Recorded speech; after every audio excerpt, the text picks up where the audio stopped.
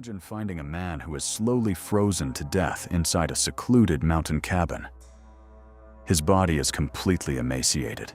He is starved for weeks in the bitter cold. But here is the terrifying part. Less than 10 feet away from his body is an unlocked storage room. Inside, a 1-year supply of canned food, completely untouched.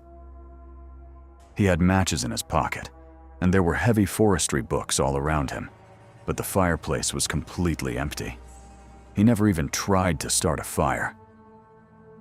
His feet were destroyed by severe frostbite, yet his heavy, insulated winter boots were placed neatly on a table right next to his bed. Why did a grown man choose to freeze and starve to death in a room full of food and warmth? And more importantly, what happened to the other 4 men who walked into that dark forest with him? Welcome to the Archives of Blood. Today, we open the files on the American Dyatlov Pass, the chilling, utterly inexplicable mystery of the Yuba County Five. The story begins on February 24th, 1978, in Chico, California. 5 close friends, known in their community simply as the Boys, were attending a college basketball game. They were Ted Wire, Jack Madruga, Bill Sterling, Doc Ferry, and Gary Mathias. They were all young men, aged between 24 and 32. 4 of them had mild intellectual disabilities, while Gary Mathias was dealing with managed schizophrenia. Despite their challenges, they were highly functioning, independent, and incredibly close. The next morning, they were supposed to play in their own basketball tournament. Their uniforms were laid out on their beds at home. They were excited. At 10 p.m., the game ended. They stopped at a local market, bought sodas, candy bars, and a couple of pies.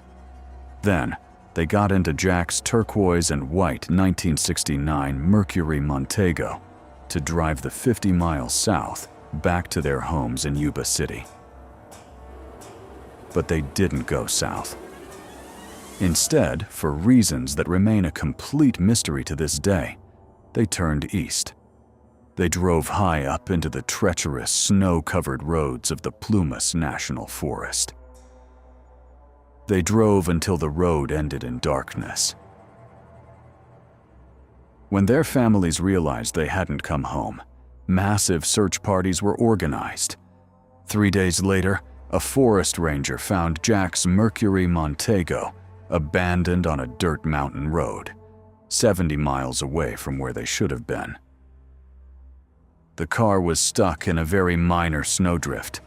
The tires spun a little, but the car was not hopelessly trapped. 5 healthy young men could have easily pushed it out. The gas tank was a quarter full. The engine worked perfectly. It could have provided heat and shelter. But the keys were missing, and one of the windows was rolled down to let the freezing air in.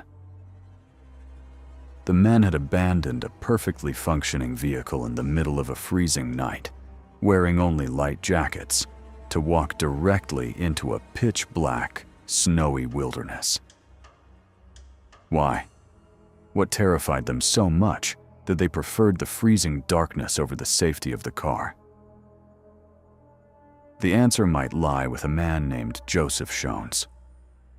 On that exact same night, Joseph was driving on that same mountain road when his car got stuck in the snow, just a short distance from where the boy's car was found. While trying to free his car, Joseph suffered a mild heart attack. Laying in his car, in agonizing pain, he saw something terrifying. Around midnight, he saw the headlights of a car pull up behind him. It was the Mercury Montego. He saw a group of men standing around the car. He heard strange, eerie whistling sounds echoing through the dark trees. He also reported seeing flashlight beams and hearing what sounded like a woman's voice. Desperate for help, Joseph rolled down his window and yelled out. The moment he screamed, the flashlight beams instantly clicked off. The voices stopped. The woods went dead silent. Whoever, or whatever, was out there wanted to remain hidden in the dark. For months, massive winter storms halted the search. It wasn't until June, when the snow finally melted, that the horrifying truth began to surface. A group of motorcyclists arrived at an abandoned Forest Service trailer, located a grueling 19 miles uphill from where the car was abandoned. Let that sink in. 19 miles, in the pitch black, through waist-deep snow, wearing thin sneakers and light jackets. Inside that trailer, police found the body of Ted Wire.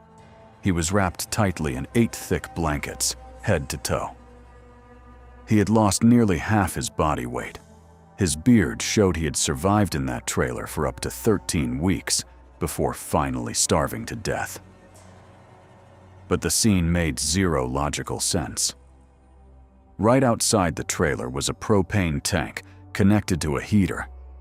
All Ted had to do was turn the valve outside, and the trailer would be warm. He never turned it. And then, there was the food. The unlocked storage shed attached to the trailer was packed with sea rations, dehydrated meals, and fruit. A year's worth of survival food for one man. A few cans had been opened with a military P-38 can opener, which meant someone else was there with him, because Ted didn't know how to use one. But the rest of the mountain of food was ignored. And Ted's shoes were missing. In their place on the table were Gary Mathias's sneakers.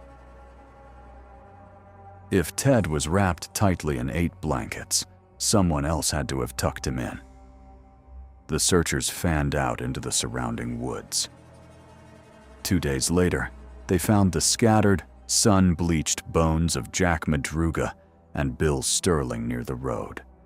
They had never even made it to the trailer. They died on the long walk in the dark. A few miles away, they found the remains of Doc Ferry. But Gary Mathias, the man with schizophrenia, the man whose shoes were left inside the trailer, was never found. He had clearly taken Ted's heavy leather boots when Ted's feet became too frostbitten to walk. He had eaten the few cans of food, tucked his dying friend into the blankets, and walked out into the frozen wasteland. His body, his skull, the heavy boots he wore, vanished off the face of the earth.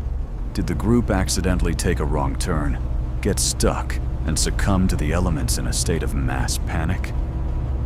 Or were they chased up that mountain by the mysterious people Joseph Shones saw in the dark?